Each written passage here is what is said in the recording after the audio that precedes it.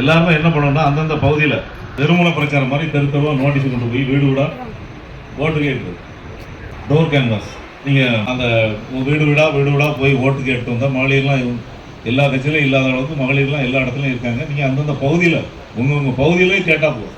இன்னொரு current bill என்னாச்சு, வீட்டு வரி என்னாச்சு, சொத்து வரி என்னாச்சு, பத்திரப்பதிவு என்னாச்சு அப்படிங்கிறதெல்லாம், தண்ணி வரி என்னாச்சு அப்படிங்கிறதெல்லாம் சொல்லி கேட்டு அடரியாவில் இருக்கிறவங்க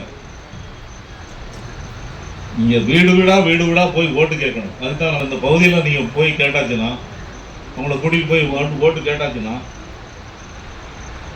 ஓட்டு மாறுறதுக்கு நிச்சயமான வாய்ப்பு இருக்குது. ஏன்னா நம்ம ஆட்சியும் மக்கள் பார்த்தாங்க, திமுக ஆட்சியும் பார்த்தாங்க. நம்ம துணிச்சலாக நம்ம தைரியமாக போய் கேட்கலாம். அவங்ககிட்ட பொதுமக்கள்லாம் கேட்டால் திருப்பி கேள்வி கேட்டால் அவங்களால பதிலே சொல்ல முடியாது. நான் வீட்டு வரி இவ்வளோ கட்டினேன், கரண்ட் வரி இவ்வளோ கட்டினேன் அப்படின்னு சொல்லி கேட்டாக்கி பதிலே சொல்ல முடியாத நிலை தான் இன்றைக்கி அவங்களுக்கு. நம்ம நல்ல சூழ்நிலை இருக்குது. வெற்றிங்கிறது நிச்சயம், வெற்றி நிச்சயங்கிறது உறுதி செய்யப்பட்ட ஒன்று. திமுகவை பொறுத்தவரையில் அவங்க யார் தான் பிரதமர்னு சொல்லி ஓட்டு கேட்கல.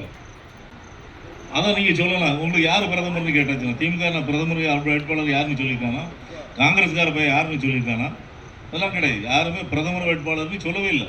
கண்டிப்பாக நிச்சயமாக வெற்றி தான். 1 லட்சம் ஓட்டு வித்தியாசத்தில் நம்ம ஜெயிக்கலாம். இதில் எந்த ஒரு சந்தேகமும் கிடையாது. எந்த எதிர்ப்பு சக்தியும் நமக்கு கிடையாது. எடப்பாடியாருக்கு நல்ல பெயர் தான் இருக்குது.